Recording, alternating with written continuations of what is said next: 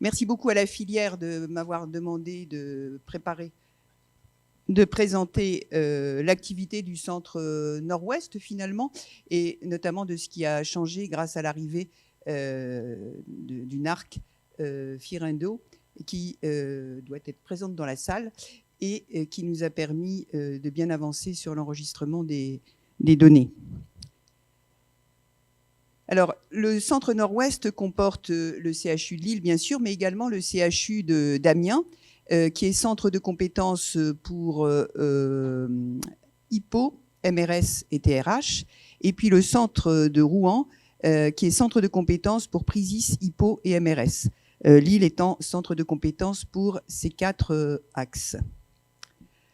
Alors, vous savez très bien qu'en France, une personne sur 20 est atteinte d'une maladie rare, ce qui correspond à peu près à 3 millions de personnes. 30 000 seraient atteintes d'une maladie rare endocrinienne.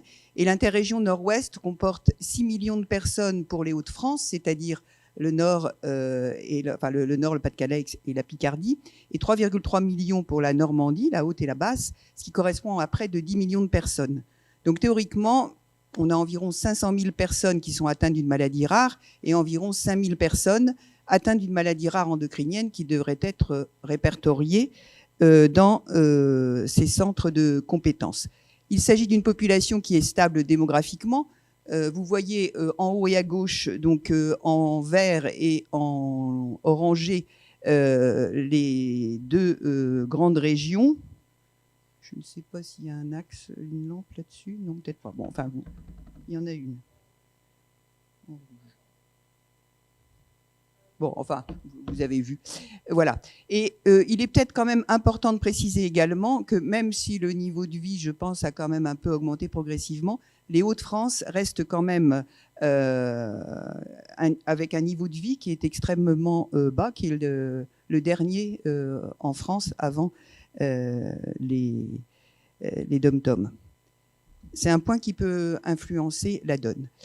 Alors, je voudrais d'abord parler de l'activité qui a pu être enregistrée dans les centres, le CHU d'Amiens, sous la houlette du professeur de Sailloux. Et vous voyez qu'en 2019, on avait une file active pour le centre de thyroïdologie, de surrénale et d'hypophyse qui était très basse, de 2 à 4 malades enregistrés par an, faute de temps tout simplement. Et qu'en 2022, à la suite de l'arrivée de Madame Glaise, notre arc qui est extrêmement active. La file active était de 43 patients pour le centre thyroïde, 52 patients pour le centre surrénal et 142 pour le centre hypophyse, avec un nombre d'HDJ et de consultations qui était supérieur, bien sûr, en particulier pour la thyroïde. Alors, dans le centre du professeur Lefebvre, qui est ici présent, et du professeur Prévost, l'activité d'enregistrement était également très faible dans la base de données en 2019. Et en 2021-2022, vous voyez les chiffres qui sont passés à 22 pour les syndromes lipodystrophiques et les diabètes rares, 56 en 2022 pour les pathologies surrénaliennes et 90 en ce qui concerne la file active pour l'hypophyse en 2022. Avec en dessous 26, 38 et 74 pour les hôpitaux de jour et les consultations. Donc indéniablement, grâce au travail de notre ARC qui connaît bien les pathologies et qui s'est déplacé dans les centres, l'enregistrement s'est nettement amélioré, grâce aussi bien sûr à la collaboration des médecins de chaque centre qui mettent les dossiers des patients à disposition. Alors en ce qui concerne Lille, c'est un hôpital, je rappelle, de 3000 lits qui a été créé en 1958 et qui portait le doux nom de cité hospitalière, à une époque où on avait une autre conception de l'hôpital. Le capacitaire est de 32 lits d'hospitalisation conventionnelle, 20 lits d'hospitalisation de semaine, 15 places d'ambulatoire avec un secteur de soins externes et 3 structures ambulatoires de diabétologie, donc cicatrisation des pieds, grossesse et pompe. L'activité en 2019, avant la crise, était de 6400 séjours, dont 3600 ambulatoires par an, 15 500 soins externes. Et en 2021, eh bien, finalement, malgré la crise, on a réussi à récupérer, à avoir un taux d'hospitalisation qui était stable, 6 393 séjours. Je rappelle que Lille est le seul CHU pour 4,5 millions d'habitants. Alors, on voit quand même qu'il y a eu un impact de la crise sanitaire sur les hospitalisations, avec une nette diminution en 2020, en particulier près d'un tiers des séjours de semaine fermés, une grande diminution du nombre d'hôpitaux de jour, et qu'à terme, en 2021, eh bien, ce sont surtout les hôpitaux de jour qui ont rattrapé un peu la donne. Mais néanmoins, nous avons toujours un retard de prise en charge, et je me permets d'insister parce que je pense que ça joue quand même sur l'évaluation des centres, puisqu'elle porte sur une partie de la crise sanitaire. Actuellement, nos hospitalisations des patients qui devaient être vus en février 2022. Donc il y a un retard de près de 8-9 mois de la prise en charge, et nous avons énormément de difficultés d'accès à tous les examens paracliniques. Je pense que nous ne sommes pas les seuls, d'après les conversations que j'entendais dans le métro hier soir.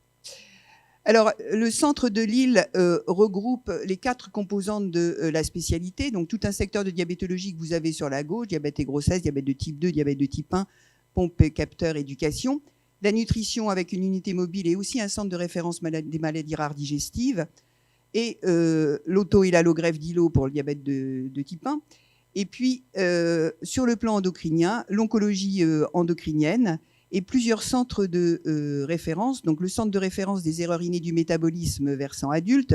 Nous participons à un certain nombre d'évaluations de malades d'autres centres de référence, comme celui des maladies neuromusculaires, ou de centres de compétences comme les troubles du métabolisme phosphocalcique. Et enfin, il existe 4 centres de compétences en endocrinologie, que vous connaissez bien, donc sur la thyroïde, la surrénale, l'hypophyse et les pathologies rares de l'insulinosécrétion et de l'insulinorésistance. Donc, en ce qui concerne le centre de compétences des maladies rares de la thyroïde et des récepteurs hormonaux, le centre coordonnateur est bien sûr le service du professeur Rodien. À ma connaissance, il n'y a donc pas de centre constitutif. Ce centre était déjà labellisé lors de la dernière évaluation. Il n'est pas identifié qu'aucun de nos axes comme unité fonctionnelle ou de gestion. Il travaille en lien avec la pédiatrie. Et le relais, fort heureusement, a été assuré par le docteur Latsou, qui initialement, qui a vraiment, en tant que PH, un axe thyroïdien, avec initialement seulement 2 jours de présence par semaine. Et en 2020, elle a pu passer à 100%. Et en termes d'activité, vous voyez que là encore, en 2019-2020, nous n'avions personne pour rentrer ces données dans la base à l'époque Bamara, et que la saisie s'est considérablement améliorée depuis l'arrivée de notre ARC, avec un passage à 56 consultations plus hôpitaux de jour et 47 hospitalisations. Le centre de la thyroïde a vraiment cette particularité qui comporte essentiellement des maladies vraiment rares, ce qui n'est pas le cas pour tous les centres, nous allons y revenir. Alors, ce centre de compétences a participé à la rédaction du PNDS sur le syndrome de Pendred, avec le docteur Latsou, sur le consensus de la SFE sur les nodules thyroïdiens.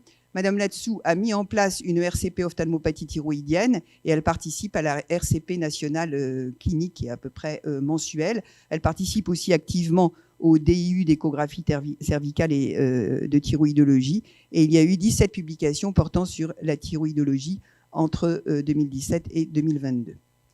Le centre de compétences des maladies rares de la surrénale, donc initialement, je l'avais initié avant l'arrivée du docteur Espiard, qui nous a donc rejoint après la dernière labellisation. Donc le centre coordonnateur, bien sûr, c'est celui du professeur Berthera, avec un centre constitutif qui est à l'HEGP, et il n'est pas identifié comme unité fonctionnelle ou de gestion, il travaille avec la pédiatrie, et c'est vraiment le docteur Espiard qui s'investit beaucoup sur cet axe, en sachant qu'un certain nombre de ces patients sont vus en fait par le biais, en particulier tous ceux que je vois, par le biais du syndrome métabolique. Quand on pousse un peu le bilan étiologique, on parvient à mettre en évidence, dans un nombre de cas pour lequel, dont je suis surprise moi-même, un excès de sécrétion de glucocorticoïdes, souvent dans une forme infraclinique. Donc ce n'est pas seulement une entrée endocrinienne, c'est aussi une entrée métabolique.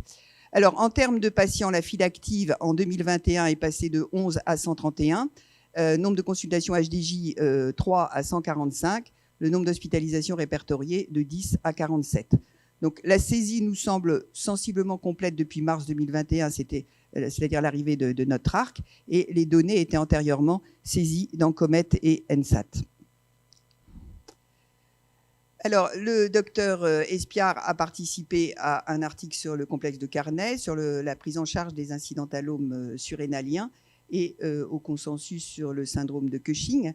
Il y a des RCP hebdomadaires qui sont plus organisés sur le plan tumoral, bénigne ou maligne, une fois par semaine, sous la houlette du docteur Docao et du docteur Espiard. Madame Espiard a mis en place une RCP sur les hypertensions artérielles résistantes, qui est mensuelle, et elle participe à la RCP nationale clinique et à la RCP génomique, dans laquelle 6 préindications ont été présentées. Donc elle a une activité très soutenue dans ce domaine, avec 17 publications au cours des 5 dernières années. Alors, sur le plan de l'hypophyse, le docteur Corté, qui est aussi praticien hospitalier dans le service, avec le docteur, donc à 100%, avec le docteur Merlène, qui est à 80% en ce qui concerne cette activité, et puis une assistante actuellement, avait mis en place de longue date une prise en charge pour les adénomes hypophysaires. C'était bien antérieur à la création des centres de compétences. Donc, le centre de référence coordonnateur est bien sûr celui du professeur Bru, avec différents centres constitutifs, à Bicêtre, à Angers, à Lyon. Ce centre de compétences lillois a été déjà labellisé en 2017. Il n'est pas identifié comme une unité de gestion. Il travaille avec la pédiatrie. Et nous avons déjà un jeune chef de clinique qui a une thèse de sciences et qui est très investi sur la thématique, qui pourra très probablement prendre le relais à la suite du départ du docteur Corté dans les prochaines années. Alors, l'activité est très importante parce qu'en fait, les adénomes hypophysaires ne sont pas une pathologie que je considérerais comme rare. Donc, en 2019, 16 patients étaient entrés. En 2022, 591. Consultation plus HDJ, 737 à 660 patients. 737, en fait, dans l'année complète 2021. Et un nombre d'hospitalisations de 71 patients. Donc, vous voyez que l'activité, l'enregistrement est très importante, en sachant que quand on discute avec le docteur Corté, en fait, elle a plus de personnes que ça dans sa file active. Mais celles qui ont été vues pendant la période de 2021 en particulier correspondent à ce nombre. Alors, Madame Corté a participé au PNDS acromégalie, à différents articles sur les effets secondaires de l'immunothérapie avec le docteur Merlène, au consensus sur l'insuffisance surrénale et sur le syndrome de Cushing. Elle organise de longue date des RCP, donc 16 en 2021, avec plus de 630 dossiers discutés. Et elle a créé très récemment une RCP vespérale pour les libéraux à peu près tous les 2 mois. Et il y a 22 publications sur les 5 dernières années sur la thématique. Enfin, j'en arrive aux pathologies rares de l'insulinorésistance et de l'insulinosécrétion, PRISIS, dont je m'occupe plus spécifiquement, ayant eu de longue date des patients qui présentaient cette pathologie, avec un centre de référence coordonnateur qui est bien sûr celui du professeur Vigourou ici à Saint-Antoine. Pas de centre constitutif pour le moment. Le centre avait été labellisé après les autres. Il travaille bien sûr avec l'endocrinologie pédiatrique. Il n'est pas identifié comme unité fonctionnelle de gestion. Et le centre du professeur Vigourou et de la PHP est donc membre de l'endo-ERN. Alors, l'activité était de 33 patients en 2019 et 125 en 2021 après l'arrivée de notre ARC.